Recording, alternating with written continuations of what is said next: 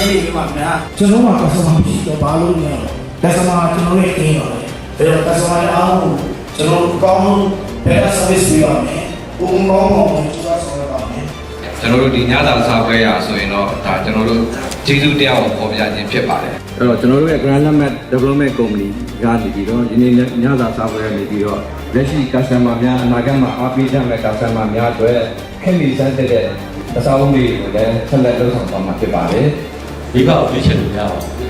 မိဘဆိုကိုမွေးမှပြည်လာတယ်ရွေးချယ်လို့ရအောင်ဒါကိုနေနဲ့အရဒေတာဆောင်းပြသွားအဲ့ဒါကိုကိုယ်လည်းရွေးချယ်လို့ရှိပါတယ်လက်ရှိကျွန်တော်တို့အနေနဲ့ပြည်တော်သားလို့ခေါ်တဲ့တင်ကန်းမျိုးမှာဥပဟန်လန်းနဲ့ပြည်တော်သားအပေါ်မှာပြည်တော်သား project တွေနဲ့ကျွန်တော်လက်ရှိလုပ်နေပါတယ်